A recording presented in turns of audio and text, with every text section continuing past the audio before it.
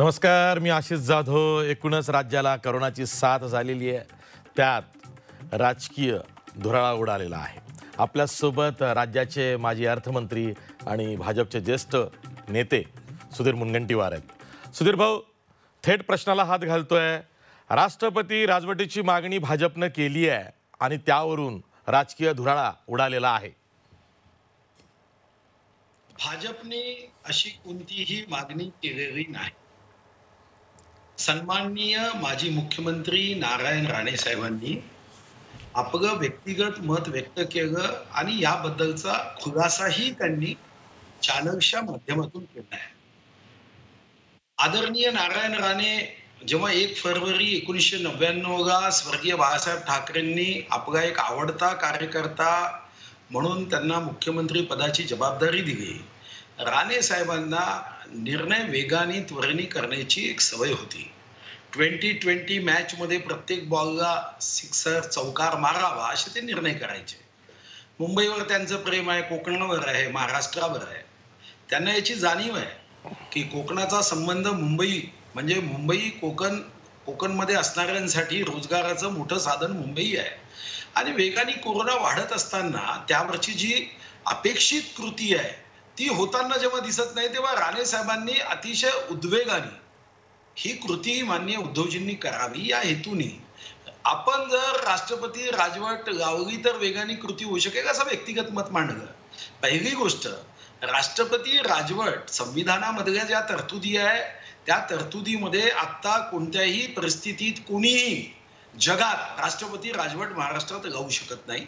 Supreme कोर्टाने मुंबईच्या केसमध्ये ज्या डायरेक्टिव्ह दिल्या, ज्या सूचना केल्या की केंद्राने राष्ट्रपती राजवट लावण्याच्या दृष्टीने कोणत्या बाबीचा विचार केला पाहिजे, तिथेही महाराष्ट्रात कोणीही राष्ट्रपती राजवट लावूच शकत नाही आणि ही भाजपची मागणी नाही. मी स्वतः माननीय विरोधी पक्षनेते देवेंद्रजी, प्रदेश अध्यक्ष चंद्रकांत दादा या दोघांनाही विचारणा केली.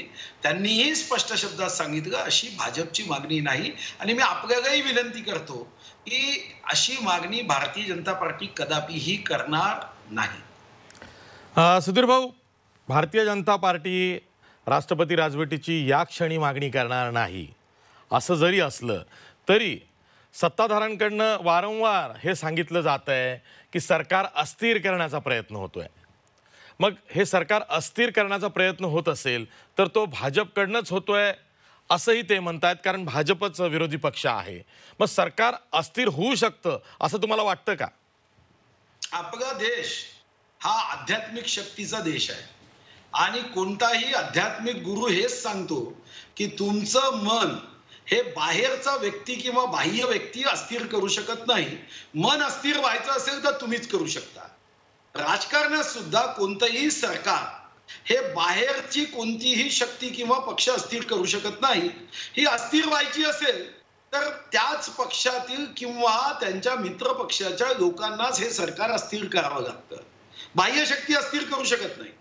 आता या सरकारमध्ये असणारे आदरणीय माजी मुख्यमंत्री पृथ्वीराज चव्हाण साहेब हे म्हणाले की हे सरकार आमचं नाही, शिवसेनेचं आहे. तर अस्थिरता देवेंद्रजी निर्माण करत नाही, अस्थिरता हे आदरणीय पृथ्वीराज चव्हाणांचं मत व्यक्त करतं. आदरणीय राहुल गांधीजी म्हणाले की आम्ही या सरकारमध्ये की डिसिजन मध्ये नाही. आता सुप्रीम कोर्टाने वैवाहिक संबंधामध्ये लिव्ह इन रिलेशनशिपला मान्यता सुप्रीम कोर्टाने दिली, पण आता हे पॉलिटिकल लिव्ह इन रिलेशनशिप आम्ही ऐकतोय की आम्ही पाठिंबा देतोय पण आमच्या मताला काहीच किंमत नाही आणि की डिसिजन मध्ये आम्ही नाही. तर ही पॉलिटिकल लिव्ह इन रिलेशनशिप आहे. ही पॉलिटिकल लिव्ह इन रिलेशनशिप कशासाठी आहे? तर ही जनहितासाठी नाही, ही महाराष्ट्र धर्मासाठी नाही, ही छत्रपती शिवाजी महाराजांचं रयतेचं राज्य आणण्यासाठी नाही. ही लिव्ह इन रिलेशनशिप आहे कि हमको भाजपा नहीं चाहिए. अगर भारतीय जनता पार्टी आएगी तो अच्छा काम करेगी, अगर अच्छा काम करेगी तो ये बार बार चुन के आएंगे. यांना स्वर्गीय दादा कोंडके आता असते तर जसा योच नवरा पाहिजे असा चित्रपट काढला तसा योच खुर्ची पाहिजे असं या पक्षाचे एकमेकाशी संबंध आहे. ही एक पॉलिटिकल लिव्ह इन रिलेशनशिप आहे. याला विचारधारा नाही आणि हे आदरणीय राहुल गांधींना मी धन्यवाद देतो की त्यांनी महाराष्ट्राची सत्य परिस्थिती देशाच्या 138 कोटी लोकांना सांगितली. सुधीरभाई, एक प्रश्न हाही आहे की ज्या पद्धतीनं राजभवनाचं अतिक्रमण हे सरकारच्या अधिकारांवरती गेल्या काही महिन्यांमध्ये दिसतंय आणि सरकारकडनं सुद्धा असं सांगितलं जात आहे की समांतर सत्ता केंद्र निर्माण करण्याचा प्रयत्न हा राजभवनाच्या आडून होतोय. एक प्रकारे केंद्र सरकारलाच टार्गेट या निमित्तानं महाविकास आघाडीकडून केलं जात आहे. यानं त्या निमित्तानं म्हणजे कधी आरोप झाले आहेत, कधी ट्विट्सवरनं आरोप झालेले आहेत, कधी जाहीरपणे झाले आहेत, कधी अप्रत्यक्षपणे झालेले आहेत. राजभवनाची भूमिका एकाएकी इतकी वरचढ जी ठरलेली आहे, ही बाब तुमच्या लक्षात येते का? मला आश्चर्य आहे, जे नेते असं ट्विट करतात किंवा जे नेते अशा पद्धतीचं भाष्य करतात, या नेत्यांची कीव केली पाहिजे. आता गेले 5 वर्ष भारतीय जनता पार्टीचं सरकार शिवसेनेसोबत होतं. राज्यपाल महोदयांनी कितीतरी बैठका घेतल्या. म्हणजे राज्यपाल हे देवेंद्र फडणवीस साहेब आणि उद्धव ठाकरे साहेबांच्या सरकारवर काय अतिक्रमण करत होतं? राज्यपाल महोदयांनी आढावा घेण्याचा अधिकार हा या अगोदर मला जेव्हापासून आठवतं, स्वर्गीय विलासराव देशमुखांचं सरकार होतं तेव्हाही अलेक्झांडर साहेब हे बैठका घ्यायचे. शेवटी राज्यपाल हा सुद्धा या राज्यामध्ये होणाऱ्या प्रत्येक कृतीच्या संदर्भात जागरूक असला पाहिजे.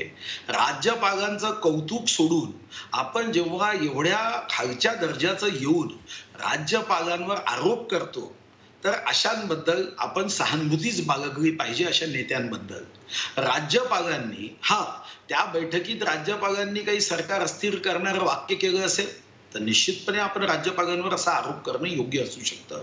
पण राज्यपालांनी कोविड-19चा आढावा घेत माहिती घेतली, राज्यपालांनी आपल्या अनुभवावरून अतिशय प्रेमाच्या सूचना केल्या असतील, तर त्याला आपण राज्यपाल पदाची गरिमा अशा पद्धतीने जर आपण आपल्या ट्विटनी सोशल मीडियाच्या माध्यमातून कमी करत असू ना, तर एक कार्यकर्ता म्हणून, या राज्याचा नागरिक म्हणून आणि एक विधानसभा सदस्य म्हणून मला वेदना होतात. एक सच्चा व्यक्ती हा राज्यपाल म्हणून काम करतोय, अतिशय सज्जन व्यक्ती आहे आणि असा सज्जन व्यक्तीबद्दल अशा शंका जे लोक उपस्थित करतात ना, मला वाटतं की जनतेने त्यांच्याबद्दल शंका घेतली पाहिजे की अशा व्यक्तींच्या मनात राज्यपालांच्या पदाचा गरिमा खालच्या निम्न स्तरावर आणून यांच्या मनात काहीतरी स्वार्थ आहे असा त्याचा अर्थ होतो. ठीक आहे सर, पण बघा, म्हणजे निवडणुका तोंडावर असताना राज्यपाल स्वेच्छानिधी 15 लाखावरनं 5 कोटींचा करून घेतात. तसा निर्णय मागचं तुमचं सरकार घेतं.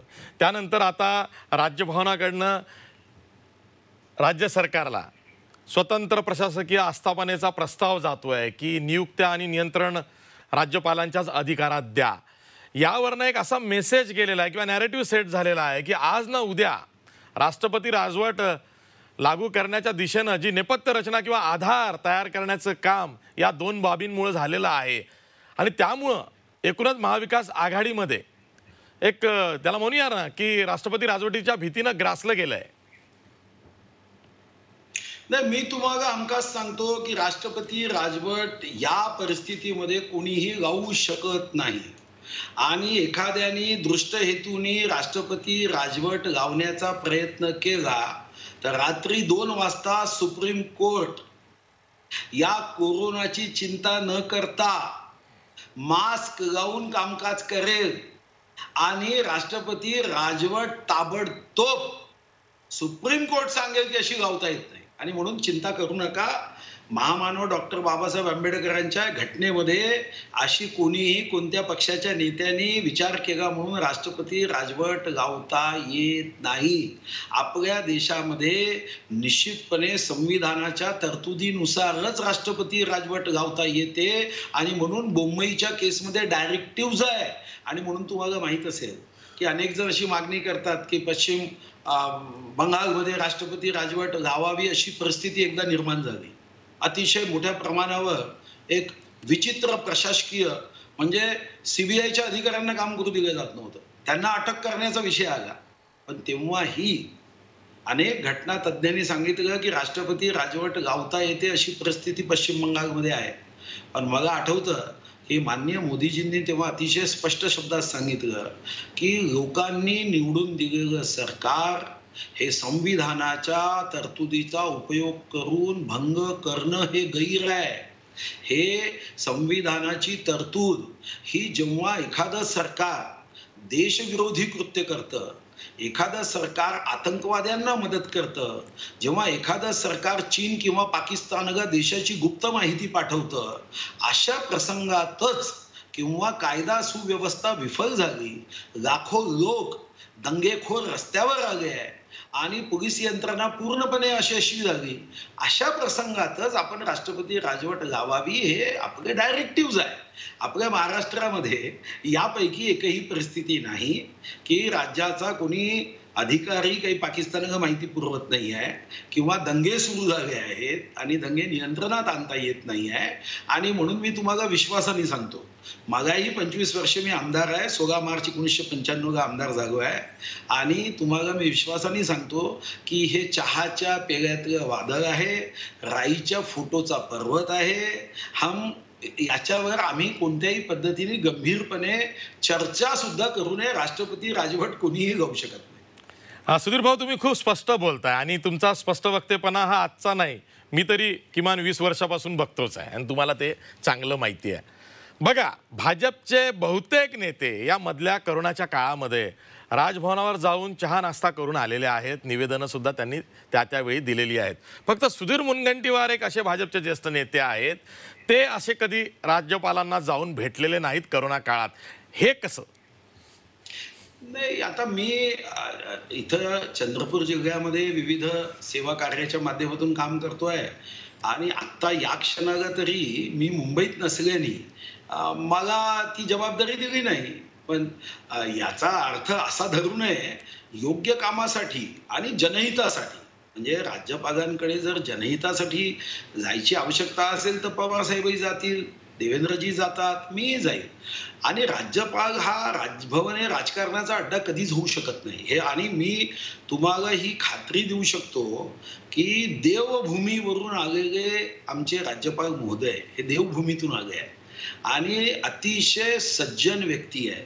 म्हणजे इतके सज्जन व्यक्ती आहे, मला असं वाटतं की राजभवनात कोणी गेले नाही, काही राजकारण होत नाही. पण जेव्हा असं लक्षात आलं की मुख्यमंत्री महोदयांपर्यंत आपण पोहोचूच शकत नाही, तेव्हा अशा वेळी राज्याचे प्रमुख म्हणून राज्यपालांकडे जाणं हे गैर कुणी धरू नये.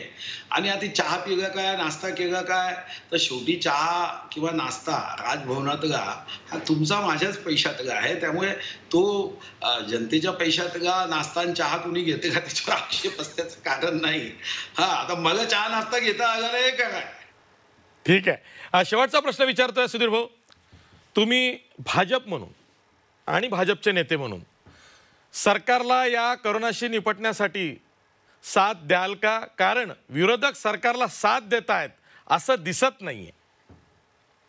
मी माझा पक्ष सर्व साथ द्यायला तयार आहे.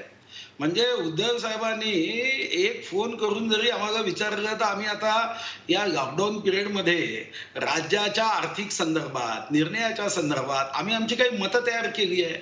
आमच्याही काही सूचना आहेत ज्या मी ईमेलवर नियमित पाठवतो. कारण मी मनात विचार केला की आग लगाने वाले में नहीं, आग बुझाने वाले में हमारा नाम आना चाहिए, शरद जोशींच्या कवितेसारखा. म्हणून मी 50च्या वरती सूचना केल्या की ज्या माध्यमातून आमचा कोणताही स्वार्थ नाही.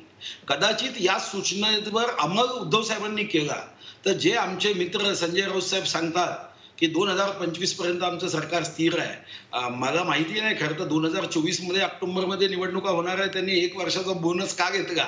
त्यांनी 1 वर्ष नाही 50 वर्ष सरकार स्थिर ठेवावं, काही आमचा हरकत नाही. शेवटी आम्ही राजकारणात आलो आहे. ते 13 वैभव अमर रहे मा हम दिन 4 रहणार आहे. आज आम्ही आहोत, उद्या आम्ही जाणार आहोत. पण महाराष्ट्र शक्तिशाली महाराष्ट्र आहे, छत्रपती शिवाजी महाराजांचा महाराष्ट्र आहे, शाहू महाराजांचा महाराष्ट्र आहे. या महाराष्ट्राच्या दीनदुर्बलाचं काम व्हावं तर आमच्या सूचनांची अंमलबजावणी तर्काच्या आधारावर करावी. मुंबईचे 56,000 कोटी रुपये फिक्स डिपॉझिट आहे. मी मनात विचार केला की 6% व्याजाने जर डिपॉझिट असेल तर 3,360 कोटी वर्षाचं व्याज येतं. अरे तुम्ही मुद्दलला हात लावू नका ना.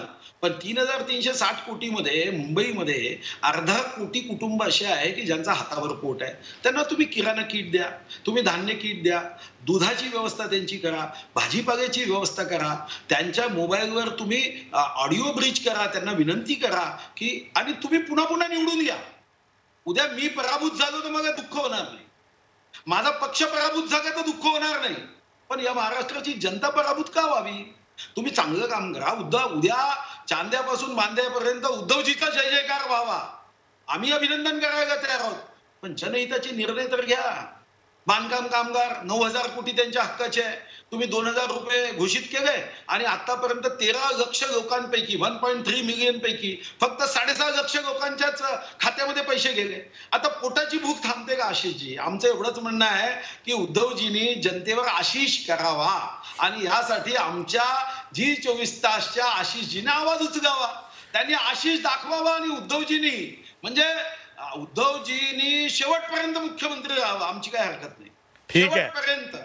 पण त्यांनी मुख्यमंत्र्याच्या 1,45,000 फुटाच्या मंत्रालयाच्या खुर्ची सोबत जनतेच्या हृदयाच्या खुर्चीवर जसं स्वर्गीय बाळासाहेब ठाकरे हे जनतेच्या हृदयामध्ये, ते सत्तेत नव्हते पण जनतेच्या हृदयामध्ये असा एक नेता, मला आठवतं की स्वर्गीय महाजन, स्वर्गीय गोपीनाथ मुंडे, आमचे आदरणीय गडकरीजी काय कौतुक करायचे. गडकरीजी म्हणायचे की श्रद्धेय अटल बिहारी वाजपेयी आणि श्रद्धेय बाळासाहेब ठाकरे हे 2 नेते माझ्या हृदयात आहे, त्यांचा विचार माझ्या हृदयात आहे. हे गडकरींचं वाक्य प्रसिद्ध आहे, अनेक भाषणात त्यांनी वापरलं. आम्हाला एवढंच वाटतं की उद्धव साहेबांनी त्या मुख्यमंत्री पदाच्या खुर्चीसोबत जनतेच्या हृदयामध्ये स्थान निर्माण करावं. याच्यात चूक काय आमची? हे आमचं राजकारण आहे का? वाहवा त्यांचीच होईल, आमची वाहवा होणार नाही.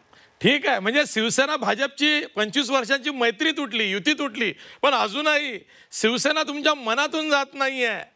तुम्हाला अजूनही आशा आहे शिवसेना भाजप बरोबर भविष्यात पुन्हा एकत्र येईल? मला असं वाटतं की पुढे काय होईल मी सांगता येत नाही. मी छोटा कार्यकर्ता आहे. शिवसेनेची आणि आमची युती तुटली, नक्की 100% तुटली, पण शिवसेनेचा विचार आणि भाजपचा विचार याची युती अजून तरी तुटली नाही. तुम्ही सामान्य शिवसैनिक जो भगवा ध्वज घेऊन स्वर्गीय बाळासाहेब ठाकरेंच्या विचारावर जातो, कधी त्याला मनापासून विचारा तुझ्या अंतर्मनात काय आहे. त्याच्या अंतर्मनामध्ये शिवसेनेचा विचार आहे. शिवसेनेची सत्ता किंवा मुख्यमंत्री पद हे त्याच्या मनात आहे. तुम्ही कधीतरी एखाद्या शिवसैनिकाला बोलवा आणि त्याला विचारा की तुझ्या मनात शिवसेनेचा विचार आहे की मुख्यमंत्र्याची खुर्ची आहे.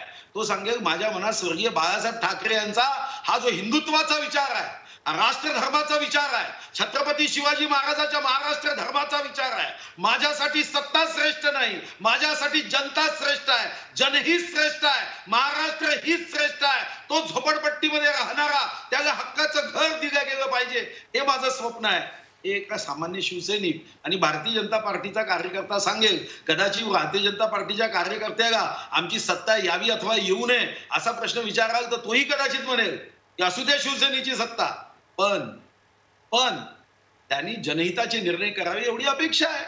ही शिवसैनिकाची आहे, भाजपच्या कार्यकर्त्याची आहे. म्हणजे तुम्हाला अजूनही असं वाटतं की महाविकास आघाडीचं जे मनोमिलन आहे 3 पक्षांचं हे अनैसर्गिक आहे? हे मला काय वाटायचं आहे, हे अनैसर्गिकच आहे. हे मी सांगायची आवश्यकता आहे का? शेवटी 2,30,58,525 महाराष्ट्राच्या मतदारांनी शिवसेना भाजपचे 161 आमदार निवडून दिले. तुम्ही भूमिका काय घेतली? त्यामुळे हे तर काँग्रेस राष्ट्रवादीचा विचार हा नैसर्गिक आहे की अनैसर्गिक शिवसेनेसोबत. कधीतरी युट्यूबवर स्वर्गीय बाळासाहेब ठाकरेंची भाषणं ऐकून घ्या. तुम्ही तुमच्या चॅनलच्या माध्यमातून दाखवा आणि लोकांना विचारा की स्वर्गीय बाळासाहेब ठाकरेंनी काँग्रेस राष्ट्रवादीच्या विचाराबद्दल जे मत व्यक्त केलं ते नैसर्गिक आहे की अनैसर्गिक आहे. ते जर बाळासाहेबांचं नैसर्गिक मत होतं तर हे मत जे मत शिवसेनेचं आजचं आहे ते नैसर्गिक कसं असेल? पण महाविकास आघाडीचे नेते, सर्वच नेते असा दावा करतात की महाराष्ट्र धर्मासाठी ते एकत्र आलेले आहेत आणि ती काळाची गरज आहे. तर महाराष्ट्र धर्मासाठी ते एकत्र आले पण महाराष्ट्र धर्माचं पालन करत नाही, हेच तर दुःख आहे. आणि म्हणूनच आदरणीय राहुलजी जे म्हणतात की आमची ही लिव्ह इन रिलेशनशिप आहे पॉलिटिक्स मध्ये, किंवा माननीय पृथ्वीराज चव्हाण साहेब म्हणतात की ही सत्ता आमची नाही, सरकार आमचं नाही, शिवसेनेचं आहे. मला तुम्ही सांगा, हे महाराष्ट्र धर्माचं पालन आहे का?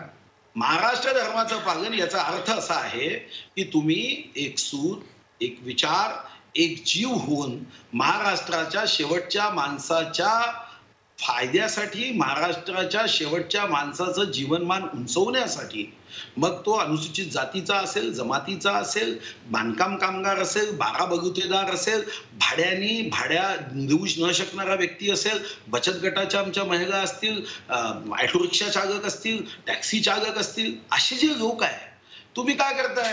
तुम्ही आमदारांना खुश करण्यासाठी 25-15चा आदेश आत्ता काढला की 1600 कोटी तुम्ही आमदारांना द्या. अरे आमदारांना द्या ना तुम्ही पैसे, 6 महिन्यांनी द्या. पण ते 1600 कोटी जर तुम्ही आता महाराष्ट्राच्या आरोग्य सुविधेसाठी लावलेत, म्हणजे आरोग्य विभागाला महाराष्ट्र सरकारने एक नवीन पैसा जास्तीचा दिला नाहीये. त्यांना सांगितलं की आम्ही तुमच्यावर उपकार करतोय, 100% जे बजेट आहे तेवढं देऊ का? अरे कोविड-19चं संकट आहे, बाकीच्यांचं सर्वांचं बजेट आता कमी करून ताबडतोब आरोग्य विभागाला दिलं पाहिजे. तुम्ही आयसीयू वार्ड तयार केलं पाहिजे. तुम्ही या दृष्टीने आयसोलेशन वार्ड तयार केलं पाहिजे. कुठं रंगरंगोटी आहे, कुठं या संदर्भातल्या किट्स आहे, याची कुठेही कमतरता होणार नाही. यावर वारंवार रोज बैठका घेतल्या पाहिजे. या संदर्भातलं एक श्वेतपत्रिका काढली पाहिजे. याचं नियोजन केलं पाहिजे. कारण आज जगामध्ये कितीही सर्वोच्च व्यक्ती असेल, कितीही मोठा संशोधक असेल, तो आता डेट सांगू शकत नाही, कोणतीही तारीख महिना सांगू शकत नाही. जगातला कितीही मोठा भविष्य सांगणारा असेल, पोपट घेऊन भविष्य सांगणारा असेल, तो सुद्धा हे सांगू शकत नाही की कोणत्या तारखेला हा कोरोना जगातून नष्ट होईल. यामध्ये प्रत्येक जण हेच सांगतोय की पृथ्वीच्या 456 कोटी वर्षाच्या इतिहासात हा पहिला व्हायरस आहे की तो जेवढ्या वेगाने रंग बदलतो की तुम्ही याच्यावरची वॅक्सिन केली तर ती वॅक्सिन 1 वर्षाच्या वरती कारगर ठरणार नाही. मग अशा प्रसंगात तुम्ही 25-15 मध्ये आपल्या आमदारांना खुश करताय. म्हणजे एकीकडे एखाद्याची तब्येत चांगली नाही म्हणून त्या घरातली स्त्री आपलं मंगळसूत्र विकून त्याच्या आरोग्याची काळजी घेत आहे, आणि मात्र हे अशा पद्धतीने राजकारण करायचं की या ठिकाणी तुम्ही 25-15 मध्ये हे पैसे आरोग्यासाठी लावा ना. तुम्ही हे पैसे आरोग्यासाठी लावू शकत नाही का? तिथं पीएचसी सेंटर आहे, उपकेंद्र आहे, त्याला वेलनेस सेंटर करा, त्याला अपग्रेड करा. तुम्ही यासाठी भरती करा, तुम्ही याचं रिक्रुटमेंट करा, डॉक्टर्स नियुक्त करा. अनेक एमबीबीएस डॉक्टर आहे, त्यांना ट्रेनिंग द्या. त्यासाठी एक अत्याधुनिक यंत्रणा करा. टेलिपॅथीच्या व्यवस्था प्रत्येक पीएचसी सेंटरवर करा. अँब्युलन्स मध्ये टायर ट्यूब पंक्चर होतं, अँब्युलन्स चांगल्या घ्या, अँब्युलन्सला अत्याधुनिक करा. त्यासाठी पैसे नाही. आपल्या आमदारांना 3 लाखाचा रस्ता, 2.5 लाखाचा रस्ता, आपले आमदार खुश. असं राजकारण जेव्हा होतं तेव्हा दुःख होतं. आता ग्राम विकास विभाग म्हणजे या काळात सुद्धा, या काळात असे जे ऐकून घ्या, या काळात राजकारण काय करताय? 9,000 ग्रामपंचायतीच्या निवडणुका ड्यू झाल्या. काय राजकारण करावं? अरे आपण काळजी वो मुख्यमंत्री करतो, आता काळजी वो सरपंच केला पाहिजे. सरपंच कोणत्या पक्षाचा हे मलाही माहित नाही, पण तुम्ही कॅबिनेट नोट तयार करता, त्याच्यामध्ये काय लिहिताय की जिल्ह्याचा पालकमंत्री ठरवेल की त्या ग्रामपंचायतीच्या सरपंचाची मुदत संपली असेल तर पालकमंत्री तुम्ही नियुक्त करा. एवढं राजकारण, असे निर्णय तुम्ही करता, आणि या निर्णयाला तुम्ही म्हणता की आम्ही डोळेझाकपणे पाठिंबा द्यायचा. मी सांगतो की एकदा अशा सरकारच्या योग्य पद्धतीने सूचना करत सरकारने वाहवा घ्यावी. आमच्या पंकजाताईंनी जेव्हा ऊस तोड कामगारांना आणलं, उद्धव साहेबांचं जाहीर अभिनंदन केलं, जयंत पाटलांचं जाहीर अभिनंदन केलं, पवार साहेबांचं जाहीर अभिनंदन केलं. जेव्हा आमच्या वर्षाताई गायकवाड यांना मी स्वतः दूरध्वनीवरून चर्चा केली, मी त्यांना विनंती केली, पत्र केलं, ईमेल केलं की तुम्ही भूगोलाचा पेपर आता घेऊ नका, कारण 28 एप्रिलला कोविड संपत नाहीये. त्यांनी मान्य केले. मी त्यांचं जाहीर अभिनंदन केलं. म्हणजे मी स्वतः आता परवा उदय सामंत यांनी गोंडवाना विद्यापीठामध्ये तिचे व्हाईस चान्सलर जबरदस्ती करत होते, आता रिक्रुटमेंट घ्यायचा प्रयत्न करत होते. उदय सामंत यांनी इतक्या प्रेमाने म्हणजे स्वतःहून फोन परत पुन्हा मगा केला की आम्ही स्थगिती देऊया. त्यांचंही आपण अभिनंदन केलं. शेवटी उद्धव साहेबांचं सकाळ दुपार संध्याकाळ अभिनंदन करायला आम्ही तयार आहोत. फक्त अभिनंदनास पात्र त्यांनी कार्य करावं. त्यासाठी आमची जी काही मदत लागेल पक्षाच्या झेंड्याच्या बाहेर जाऊन, शेवटी आमच्याही पक्षाच्या झेंड्यामध्ये भगवा रंग आहे, आम्ही मदत करायला तयार आहोत. ठीक आहे. सुधीर मुनगंटीवार, तुम्ही वेळात वेळ काढून ही मुलाखत दिली आणि खूप स्पष्ट अशी सगळी तुमची मांडणी राहिलेली आहे. मी पहिल्यांदा हे बघतोय की सुधीर मुनगंटीवार इतकं स्पष्टपणे त्यांच्या पक्षांतर्गत ज्या मर्यादा आहेत त्या ओलांडून बोलतायत. यातनं खूप वेगळा मेसेज अक्रॉस द स्टेट हा गेलेला आहे. थँक्स सुधीर भाऊ. हे होते सुधीर मुनगंटीवार, राज्याचे माजी अर्थमंत्री आणि भाजपचे ज्येष्ठ नेते. त्यांनी एकूणच या वादंगावरती पडदा टाकण्याचा प्रयत्न केलेला आहे. भाजपनं हे जाहीर केलेलं आहे की ही ती वेळ नाही आहे राष्ट्रपती राजवट मागणी करण्याची किंवा तशी मागणी लावून धरण्याची, आणि यातच सगळं काही आलेलं आहे. इथंच थांबतोय. पाहत राहा झी 24 तास. रहा एक पाऊल पुढे.